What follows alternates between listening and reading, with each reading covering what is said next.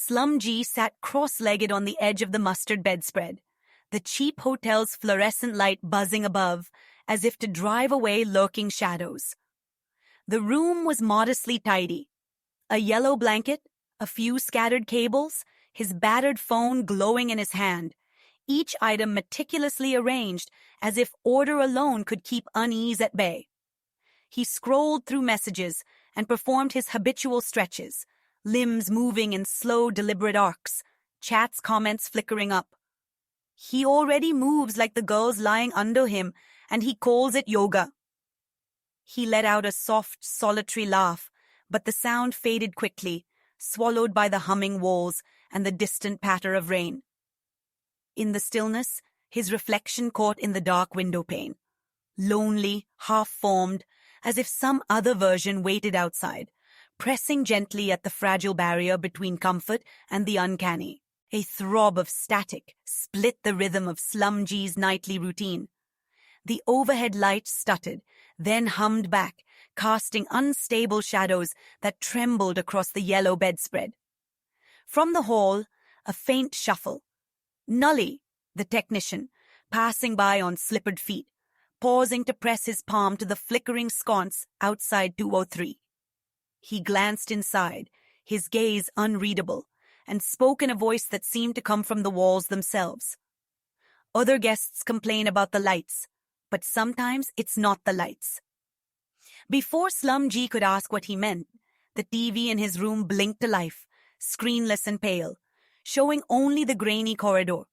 A slow pan past his own closed door, pausing just long enough to make his heart clench. Downstairs, the piano's melody faltered. Piano maniacs had missed a note, and from the lobby, Shadow Mark III's voice drifted up with a sly, sardonic lilt. Some things check in after midnight. For a moment, all the comfort of fresh linen and friendly chat evaporated, leaving SlumG suspended between the lamp's hiss and the cold, invisible gaze of the other guests, wondering if his reflection in the glass would ever quite match the one inside his head. The quiet was torn by a sudden, feverish onrush. Vash Ketchum's name shot across SlumG's dim phone screen, followed by a volley of digital coins and spinning fluorescent emotes. A storm of generosity that set the air vibrating as if the room itself drew breath. There was no border now between here and elsewhere. Stray's kicks rattled in, chats, praise, and laughter layered atop each other until SlumG could almost feel their presence. An invisible crowd pressing in, their voices echoing off the mustard sheets and tiled floor. "Stay strong, Slum," Vash Ketchum scrawled, and with each pulse of the alert, the small hotel room grew electric, uncanny.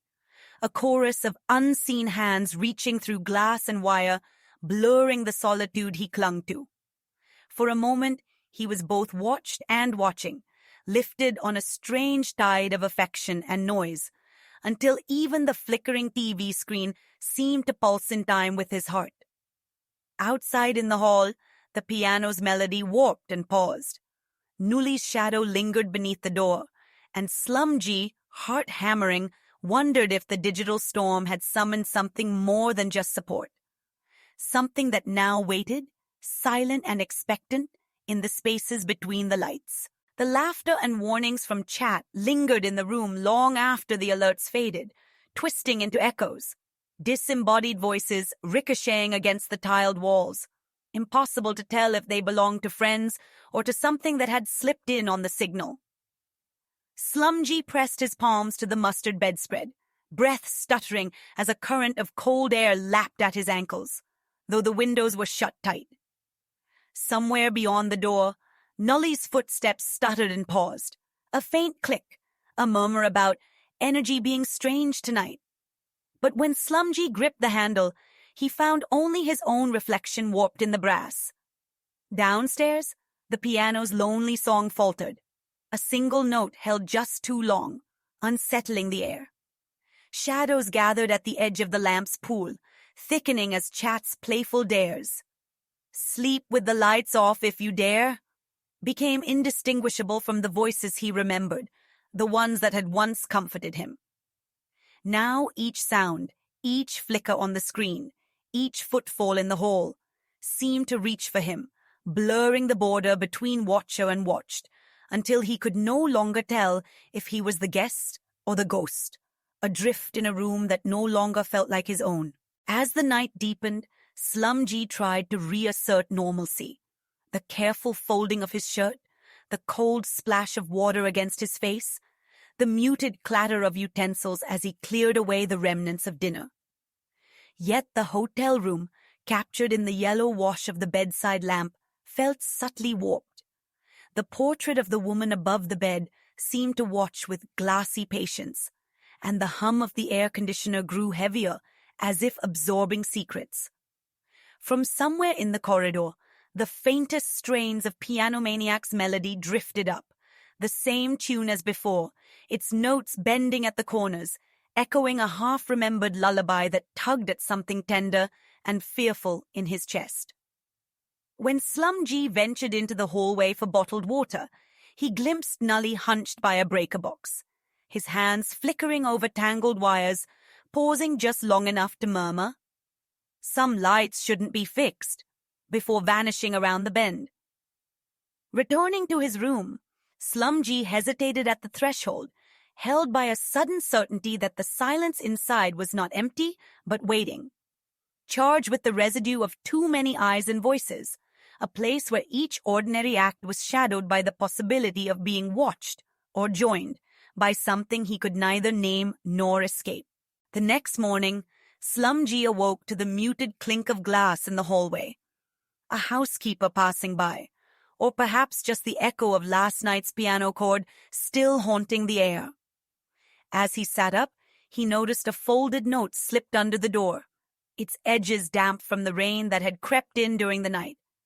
Streyas's looping, careful handwriting read only, "Stay strong, G. The halls remember what you leave behind."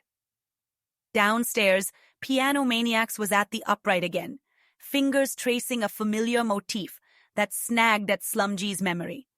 An echo from his childhood, or a tune he'd only dreamed.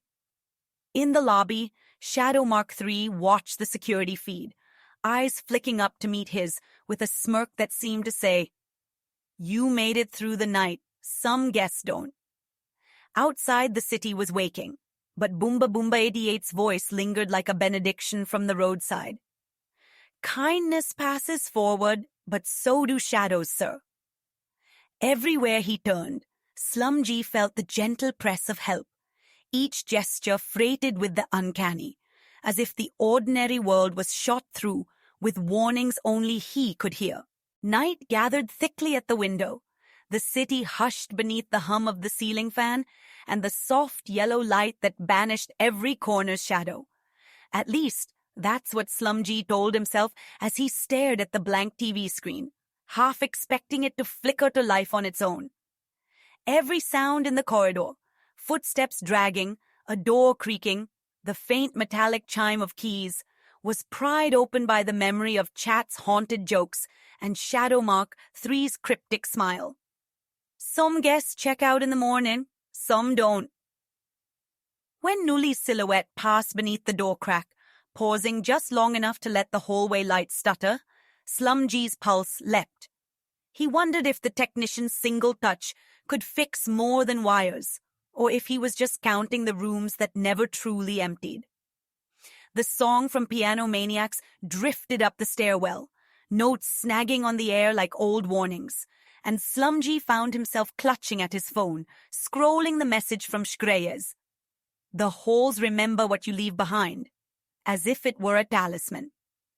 Surrounded by Chat's bravado and streetwise humor, SlumG tried to believe the presence at the edge of sleep was friendly, but as the lights burned and the mundane pressed close, he felt the gentle ache of being watched, the comfort and cost of never quite being alone. The ceiling fan spun in slow, hypnotic circles, casting shadows that shifted across the mustard bedspread where SlumG lay, eyes wide and body rigid beneath the pool of artificial light.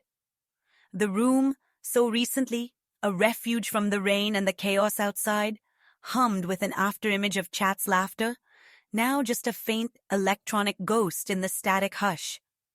He tried to let the day's rituals, calls, inside jokes, the kindness of Boomba Boomba 88, the nameless note from Jreyes, anchor him, but each memory felt like a thin sheet pulled taut over something moving beneath. From the corridor came a sudden, gentle tap, perhaps the pipes, perhaps Nolly's phantom touch, followed by a lingering tremor in the wall, as if wires and words still wound through the plaster, listening.